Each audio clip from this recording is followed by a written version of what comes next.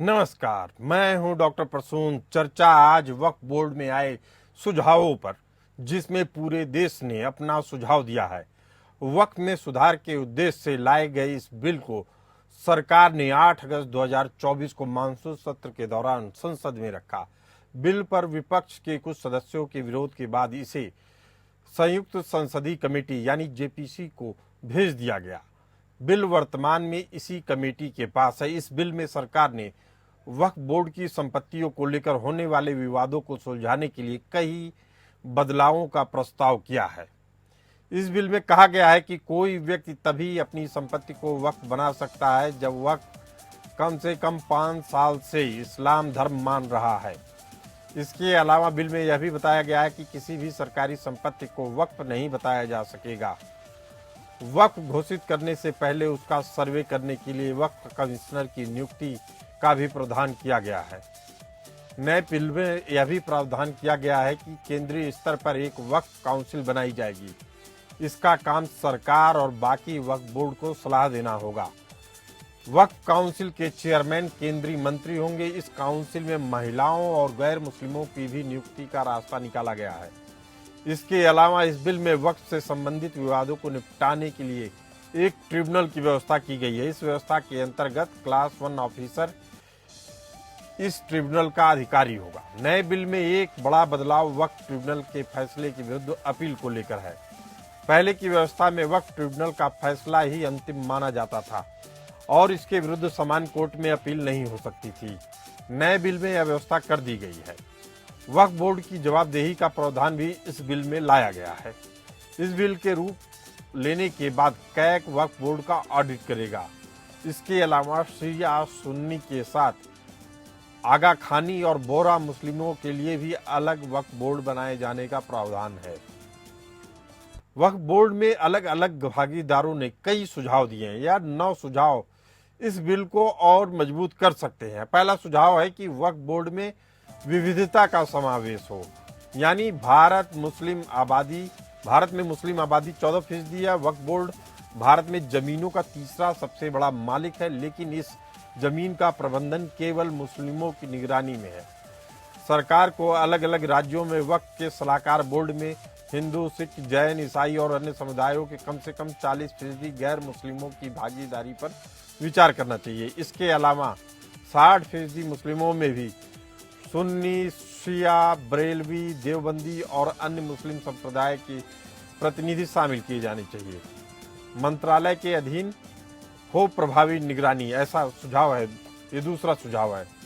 वक्फ अधिनियम में सबसे महत्वपूर्ण संशोधनों में से एक सलाहकार बोर्ड की जवाबदेही है। उन्हें सीधे एक मंत्रालय को रिपोर्ट करना चाहिए। यदि इस पर निगरानी रखी जाएगी तो इससे किसी भी समुदाय के किसी भी व्यक्ति को नुकसान नहीं पहुंचेगा। हाँ, इससे उन लोगों को फायदा जरूर मिलेगा।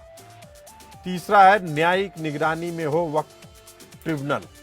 वक्फ ट्रिब्यूनल को अलग एक स्वतंत्र निकाय बनाने की जगह उच्च न्यायालयों और सर्वोच्च न्यायालय की निगरानी में रखा जाना चाहिए। यह तब और जरूरी हो जाता है जब कई मामले दूसरे धर्म से जुड़े लोगों से हुए हों। इससे एक समानांतर न्यायिक व्यवस्था पर भी रोक लगेगी। टैक्स और सब्सिडी में नहीं मिले स्पेशल ट्रीटमेंट। वक्फ पर भी उसी तरीके से टैक्स लगाए जाने चाहिए जिस तरह से टैक्स बाकी धार्मिक संस्थाओं पर लगाए जाते हैं। इसके साथ ही वक्फ बोर्ड को उसी हिसाब से सब्सिडी, टैक्स में छूट और लोन में सुविधाएं दी जानी चाहिए जैसे बाकी धार्मिक संस्थाएं पाती हैं। इस मामले में स्पेशल ट्रीटमेंट नहीं चाहिए। 5वां सुझाव है कि डिजिटलीकरण को प्राथमिकता देनी चाहिए। वक्फ की संपत्तियों का जल्द से जल्द डिजिटलीकरण प्राथमिकता के तौर पर किया जाना चाहिए। यह डाटा जनता को भी उपलब्ध कराया जाना चाहिए। इसके अलावा यदि कोई सामान्य संपत्ति वक्फ बनती है तो इसकी जानकारी भी तुरंत सामने आनी चाहिए और इनका रिकॉर्ड बाकी संपत्तियों की तरह रखा जाना चाहिए। इससे पारदर्शिता आएगी। समयबद्ध कानूनी विवाद का निपटान 6वां सुझाव है। वक्फ में सबसे बड़ी समस्या यह है कि बड़ी तादाद में इसकी परिसंपत्तियां कानूनी पचड़ों में फंसी हुई हैं। किसी भी कानूनी मामले को एक निश्चित समय के भीतर सुलझाया जाना चाहिए, जो 3 महीने से ज़्यादा नहीं होना चाहिए। वक्फ संपत्तियों से जुड़े मामलों को 3 महीने से ज़्यादा खींचने की कोई ज़रूरत भी नहीं है। सातवां सुझाव है कि वक्फ बोर्डों को कैग से ऑडिट हो। सभी वक्फ बोर्डों को कैग या किसी ऐसी ही संस्था से ऑडिट से गुजारा जाना चाहिए। अगर बाकी सभी संस्थाओं को ऑडिट से गुजरना पड़ता है तो वक्फ के लिए नियम अलग नहीं होने चाहिए। इससे पारदर्शिता आएगी और जिम्मेदारी तय करने में आसानी रहेगी। आठवां सुझाव है विदेशी फंडिंग की सख्त जांच होनी चाहिए। सरकार की अनुमति के बिना कोई भी व्यक्ति वक्फ बोर्ड को दान देने की अनुमति नहीं दी जानी चाहिए।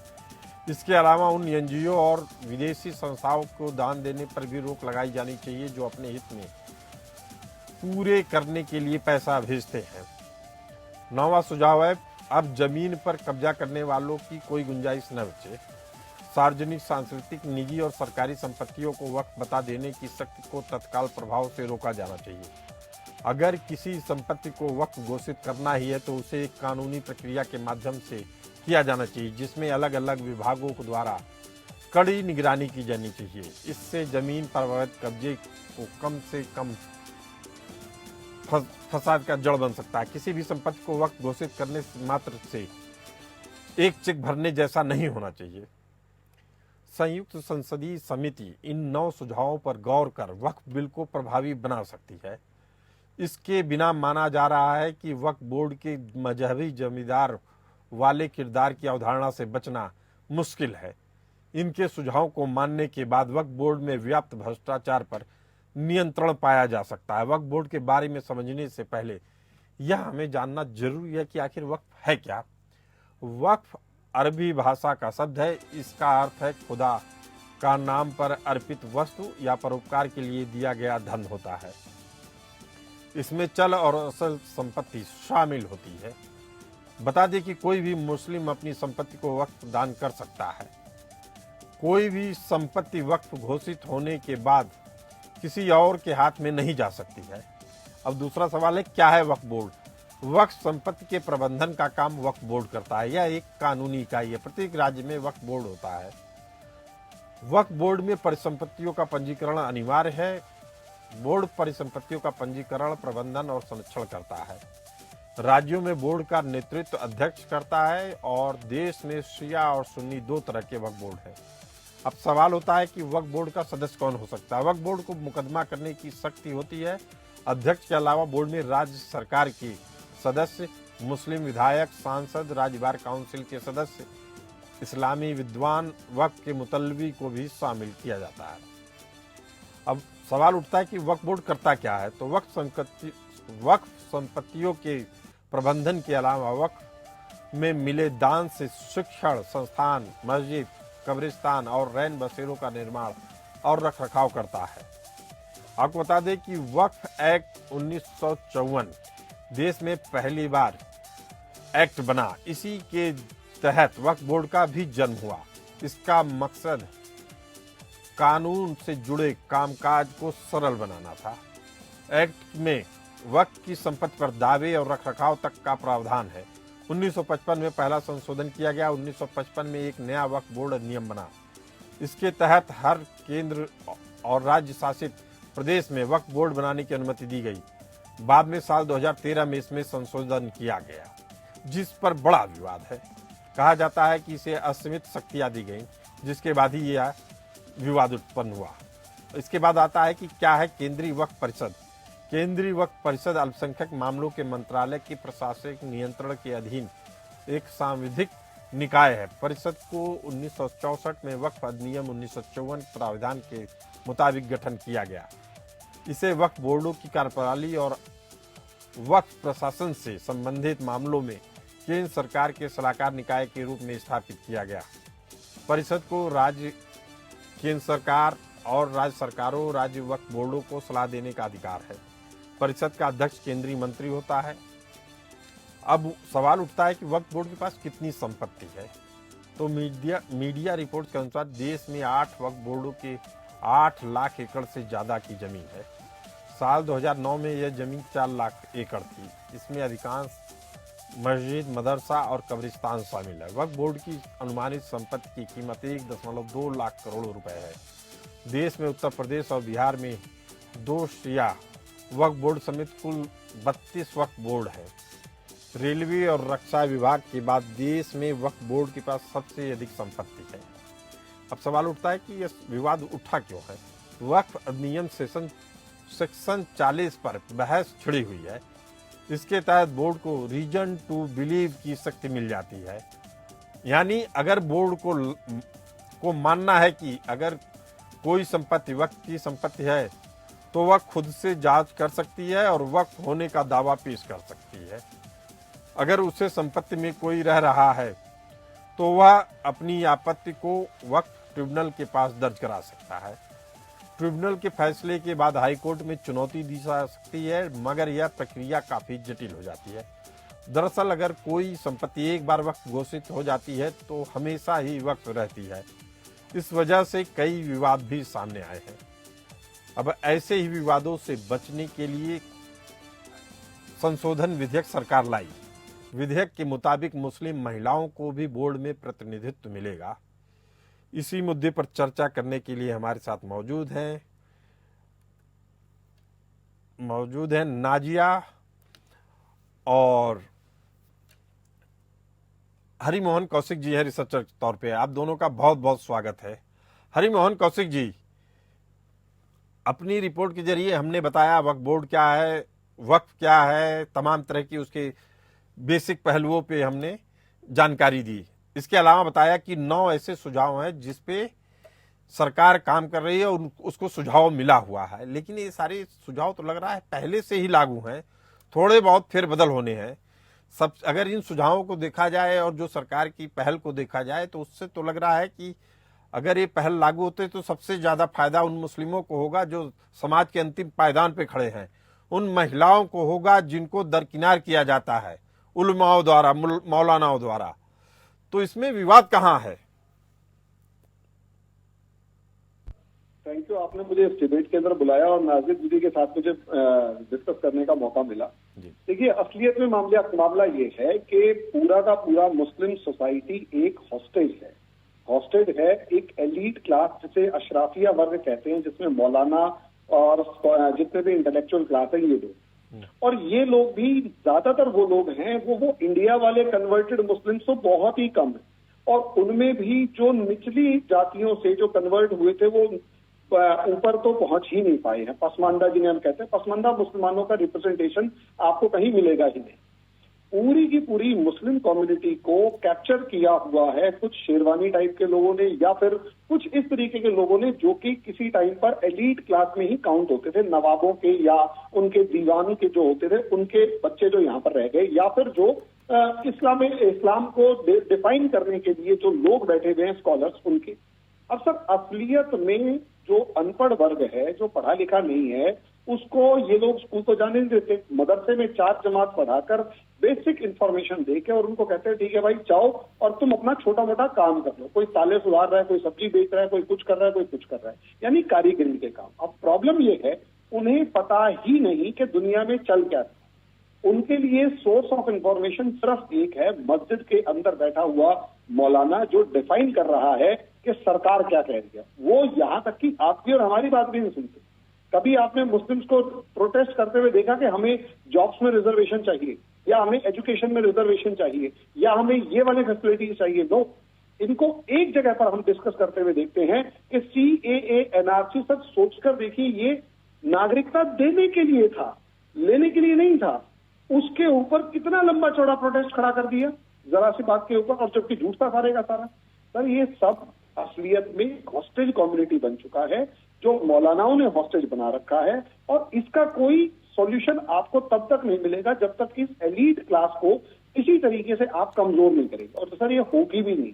और वक्फ बोर्ड असलियत में इस एलीट क्लास का एक वेपन है, टूल है, जहां पर ये लोग बैठकर जमीनों पे कब्जे करते हैं। पहले तो ये सिर्फ मुसलमानों की जमीनें छीनते थे। सर जयपुर के अंदर एक पूरे के पूरे 70 फैमिलीज की जो कॉलोनी थी वो छीन ली, क्यों? वक्फ बोर्ड तुम्हारे दादा कह के मरे थे, लिख के नहीं मरे थे, कह के मरे थे। अब सर इसके अंदर पहले तो ये सिर्फ मुसलमानों की प्रॉपर्टीज छीनते थे, अब हिंदुओं से लेकर और सरकारी जमीनों में भी कब्जा करने लग गए। ये प्रॉब्लम है, और इससे भले ही किसी को फायदा हो, सर मुझे सर में दर्द है और मुझे एक गोली लेने से फायदा होगा, लेकिन मुझे पंडित जी ने या मौलाना ने बता रखा है कि तू अगर गोली लेगा तो मतलब तेरे धर्म के खिलाफ है, मर जाइए मत लेकिन गोली मत लियो। सर डॉक्टर साहब जितनी मर्जी मेरी इलाज करने की कोशिश कर ले, मैं गोली नहीं लूंगा अगर मेरे पास अपनी बुद्धि नहीं है। तो सर यहाँ पर अपनी बुद्धि खत्म की गई है और ये एलीट क्लास ने ऐसा किया है, और इसी वजह से आज के दिन हमारा हिंदुस्तान जो है, भारत जो है, इस चीज से में फंसा हुआ है कि अल्टीमेटली प्रॉब्लम का सॉल्यूशन क्या है। सॉल्यूशन दिखाई नहीं दे रहा, क्योंकि जो मौलाना के क्लचेस के अंदर मुसलमान फंसा हुआ है, वहां से निकल नहीं पा रहा मुसलमान। जी सर। जी, इससे जुड़े कुछ बड़े विवाद भी हैं जिनके बारे में मैं आप लोगों को बताना चाहता हूं कि 2022 में तमिलनाडु के वक्फ बोर्ड ने हिंदुओं के बसाए पूरे थिरुचेंदुरई गांव पर वक्फ बोर्ड होने का दावा कर दिया, और ये ऐसा गांव था और उसमें ऐसा मंदिर था जो मतलब इस्लाम के उदय से पहले से ही मौजूद था वहां। दूसरा किस्सा था बेंगलुरु के ईदगाह मैदान विवाद। इस पर 1950 से वक्फ संपत्ति होने का दावा किया जाने लगा। सूरत नगर निगम भवन को वक्फ संपत्ति होने का दावा किया गया। तर्क यह रहा कि इसे मुगल काल में सराय के रूप में इस्तेमाल किया जाता रहा है।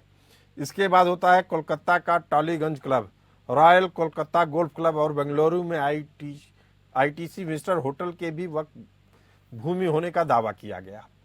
ये अचानक ये चेतना आती कैसे है? प्रसून जी मुझसे पूछ रहे हैं? जी, अभी आपके पास आता हूं मैं, हरिमोहन कौशिक जी से पूछ रहा हूं। सर ये चेतना इसलिए आ गई है क्योंकि असलियत में कांग्रेस जो पिछली सरकार थी उसने इनको खुश करने के लिए, इनके वोट लेने के लिए, देखिए सर 2009 से एक बात है ना, जो कांग्रेस के गड़े हुए कंकाल थे 2005 से वो निकल के आने शुरू हो गए थे, और 2013 तक एक बात समझ में आ गई है, कांग्रेस आने वाली नहीं।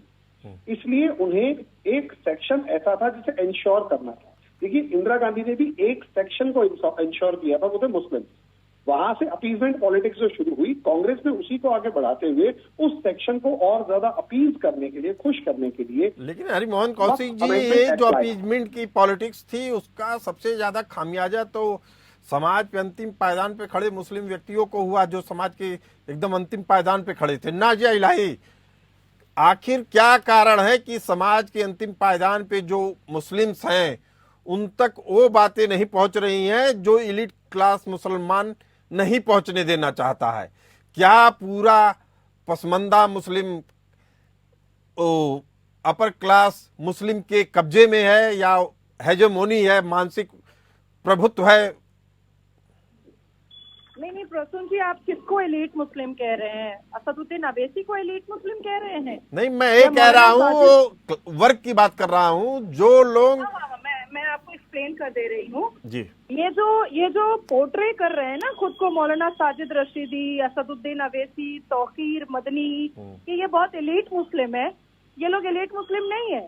ये लोग गरीब मुसलमानों का चमड़ा बेच करके खाने वाला मुस्लिम है जी। ये लोग वो मुसलमान हैं जो अपने ऐश के लिए और अपने लैविश लाइफ के लिए और बिना इजी मनी का एक धंधा खोल करके बैठने के लिए इन्होंने गरीब मुसलमानों को बेवकूफ बना करके अपना एक बहुत बड़ा कारोबार खोल के रखा हुआ है। वक्फ बोर्ड की बात की जाए नाजिया जी, बहुत सारी बात कही है। तो इलाहाबाद हाई कोर्ट के अंदर एक मस्जिद बनाई गई थी और फिर कह दिया गया था कि ये तो वक्फ की प्रॉपर्टी है जी। इलाहाबाद हाई कोर्ट के अंदर की बात है ये।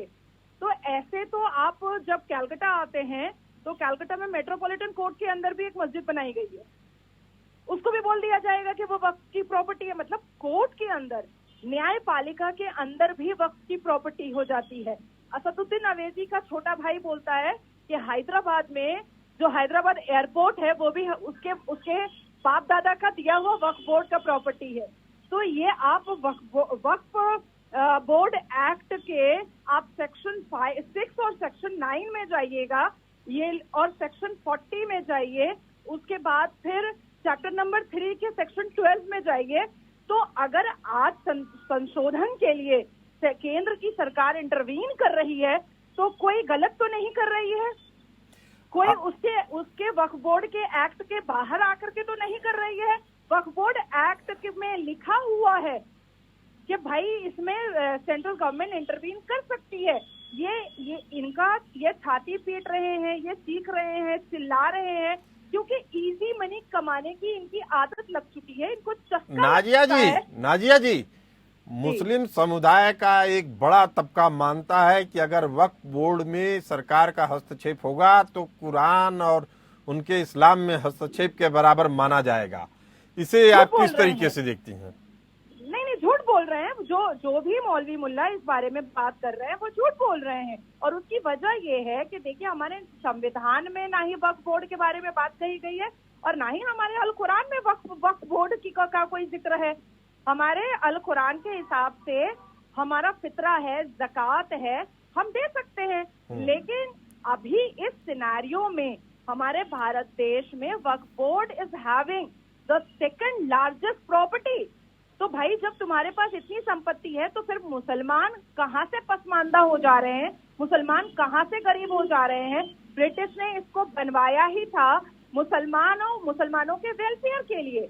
तो जब वेलफेयर हुआ ही नहीं मुसलमानों का, मुसलमान गरीब के गरीब ही रह गए हैं, जाहिल के जाहिल ही रह रहे हैं, तो फिर इट्स बेटर कि इसको, जैसे हिंदुओं की मंदिरें वगैरह सरकार के अंडर कंट्रोल है, उसी तरीके से वक्फ बोर्ड की सारी प्रॉपर्टी को जेपीसी में ये ऑर्डर और ये बिल लाना चाहिए कि हम अपने अंडर कंट्रोल रखेंगे और गरीब मुसलमानों के वेलफेयर के लिए केंद्र की सरकार काम करे। नाजिया इलाही बेहद अहम बात कर रही हैं। हरिमोहन कौशिक जी कह रही हैं कि इस पूरे बोर्ड को ही भंग कर देना चाहिए और सीधे सरकार को कंट्रोल में लेना चाहिए, ताकि गरीब, दलित, अगड़ा, पिछड़ा सारे मुसलमानों को उसका लाभ मिले। अगर वास्तव में इस तरीके की कोशिशें होंगी तो उनके साथ इंसाफ होगा। वक्फ बोर्ड को भंग करने में क्या दिक्कतें आएंगी?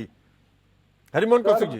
देखिए, प्रैक्टिकली अगर देखा जाए, देखो दो चीजें हैं। थ्योरेटिकली नाजिया दीदी बिल्कुल ठीक कह रही हैं कि वक्फ बोर्ड को भंग कर देना चाहिए। इसकी कोई ऑथेंटिसिटी है ही नहीं और ऐसा कोई बोर्ड हो ही नहीं सकता जो कोर्ट से भी ऊपर। सेमी जुडिशियल है, क्वासी जुडिशियल बॉडी हो सकती है, लेकिन ये तो ना तो क्वासी जुडिशियल है ना सेमी जुडिशियल है। कुछ लोगों को बिठा रखा है और वही सारे के सारे फैसले ले रहे होते हैं। तो सर, वक्फ बोर्ड को भंग करना तो सबसे पहली प्रायोरिटी होनी चाहिए थ्योरेटिकली। लेकिन प्रैक्टिकली प्रॉब्लम ये है, जैसे कि मैंने आपको बताया, ये जो एलीट क्लास कहो, अशराफिया कहो, या गिने चुने मुट्ठी भर मुसलमान जिन्होंने पूरी मुस्लिम पॉपुलेशन को हॉस्टेज बनाया हुआ है, हॉस्टेज, उन सबको कहीं ना कहीं इसे हमें समझना होगा कि हॉस्टेज बनाने की वजह से वो असलियत में उनके दम पे, चाहे वो वोट बैंक हो गया चाहे किसी भी हो गया, उन सबके दम पे भारत सरकार को टाइम टू टाइम ब्लैकमेल करते रहे हैं। उसे आप देख सकते हैं सीएए एनआरसी के प्रोटेस्ट की फॉर्म में, चाहे किसी भी मामले में एकदम से सड़क पे आ जाने की भीड़ की फॉर्म में। तो इससे साफ है कि लग रहा है हरिमोहन कौशिक जो आप कह रहे हैं कि ये जो वक्फ बोर्ड है वह पूरी तरीके से मजहबी जमींदार बन गया है आधुनिक काल का। नाजिया जी, क्या यह आधुनिक मजहबी जमींदार के रूप में ले लिया वक्फ बोर्ड ने अपना रूप? नहीं, अगर मजहबी जमींदार के हिसाब से भी लिया होता तो हमारे देश में जो 25 करोड़ की मुसलमान की आबादी के लिए जो छाती पीटा जा रहा है, ये बेचारे क्या सच्चर कमीशन की रिपोर्ट के हिसाब से दलित से पीछे होते? हमारे अल कुरान का पहला वर्ड इकरा का है, तो शिक्षा कहाँ दिया इन्होंने? ये चोर हैं, ये बेईमान हैं, ये उचक्के हैं, ये हम गरीब मुसलमानों का हक मार करके अपने बच्चों को लंदन अमेरिका में पढ़ने भेज रहे हैं। कोई जमींदार नहीं है ये। जमींदारों का भी ना अपना एक रुतबा होता है, अपना एक वैल्यू होता है, वो उसको संभाल करके अपनी गरिमा को संभालते हैं। वो इस तरीके से चोरों चक्कों वाला काम नहीं करते कि गरीबों का हक मार ले। तो मेरे नजर में ये जमींदार नहीं है, मेरे नजर में ये छोटे छोटे चोर हैं जो हाथ पैर हिलाना नहीं चाहते हैं और इजी मनी इनकम करना चाहते हैं। चलिए नाजिया जी, एक बड़ा सवाल और भी है कि क्या इस वक्फ बोर्ड में महिलाओं की भागीदारी होगी? अगर होगी तो नाजिया जैसी कितनी महिलाएं इस वक्फ बोर्ड का हिस्सा बन पाएंगी जो इंडिपेंडेंट तौर पे अपनी आवाज उठा सकेंगी, अपनी बातें रख सकेंगी और अपने समुदाय का भला कर पाएंगी? आपको क्या लगता है कि कितनी उम्मीद है इसकी? देखिए, बहुत उम्मीदें हैं, हमें बहुत उम्मीदें हैं। और क्योंकि हमेशा से मुस्लिम समुदाय में इस्लाम के जस्टिफिकेशन के हिसाब से मुसलमान बेटियों को हमेशा बहुत पैर की एड़ियों के नीचे रखा गया है। तो अगर इसमें संशोधन होता है और जो जितने आंकड़े आपने पढ़े हैं, तो उसमें क्या होगा कि बच्चियों को अपना लीगल राइट मिलेगा, उनको उनका हक मिलेगा। द सेकेंड थिंग इज कि कितनी ऐसी मुसलमान बच्चियां हैं जिन्होंने तमिलनाडु कोर्ट में, कलकत्ता हाई कोर्ट में, उत्तराखंड हाई कोर्ट में उन्होंने अपना केस लड़ा है वक्फ बोर्ड के खिलाफ। तो वक्फ बोर्ड ऐसा नहीं है कि सिर्फ मंदिरों को हड़प रहा है, वक्फ बोर्ड मुसलमान बेटियों के जायदाद को भी हड़प रहा है। जी जी, इससे एक तो ये चीज तो बहुत साफ important है। नाजिया जी, आपकी और- बातों से दो चीजें लग रही हैं मुझे कि मुस्लिम महिलाएं भी दो धड़ों में कई बार दिखती हैं। एक तो महिलाएं ऐसी हैं जो पूरी दुनिया की बयार, पूरी दुनिया में मुस्लिम महिलाओं के अंदर जो बयार आ रही है, जिसमें ईरान में है बुर्का उतार के फेंक दिया है, पूरे मुस्लिम वर्ल्ड में यूएई की बात करें, सऊदी अरब की बात करें, तो लगातार अपने हक की मांग कर रही हैं। लेकिन भारत में मुस्लिम महिलाओं का एक धड़ा ऐसा है जो वापस उसी ओर जा रहे हैं, बुर्के की बात करते हैं। एक कौन सी महिलाएं हैं और ये क्यों ऐसा कर रही हैं, नाजिया जी? नहीं, ये आप देखिएगा कि हिजाब के फेवर में जिसने नारे तकबीर का नारा बुलंद किया था मुस्कान, वो अलकायदा के चीफ की वो एजेंट थी, और अलकायदा के चीफ ने उसके लिए एक स्टेटमेंट जारी किया था उसके फेवर में। आज मुस्कान कहाँ है? दिखाई तो नहीं दे रही। उसका तो भांडा फूट गया, उसका तो सच सबके सामने आ गया कि वो अलकायदा की मेंबर थी। तो ये जितने ऑर्गेनाइजेशन जो कांग्रेस और इंडी अलायंस वाले हैं वो मुसलमानों को भड़काने का काम करते हैं और एक हेटरेट और प्रोवोकेटिव स्पीच दे करके और ऐसी हिजाबन महिलाओं को सामने ला करके माहौल और देश के संविधान को खतरे में डालने का काम करते हैं। आज मुसलमान बेटियां शिक्षित होना चाहती हैं, अपने करियर पर फोकस करना चाहती हैं, अपने पूरे मान सम्मान के साथ चेयर पर, किसी ना किसी बड़े चेयर पर बैठना चाहती हैं, चाहे टीचर ही बने, चाहे प्रोफेसर ही बने। ये हिजाब का आंदोलन और ये हिजाब पहनने की जिद ये अलकायदा जैसे लोग करते हैं और कांग्रेस जैसे लोग करवाते हैं। नाजिया, आप जैसी औरतें ही पूरे हिंदुस्तान की मुस्लिम औरतों को संबल प्रदान कर रही हैं, बल दे रही हैं, और आपसे लोगों को बहुत उम्मीदें हैं। फिलहाल इस चर्चा में इतना ही। आप सभी मेहमान हमारे साथ जुड़े रहे, आप लोगों का बहुत बहुत धन्यवाद। हमें दीजिए इजाजत, चलते रहिए एपीएन न्यूज के साथ।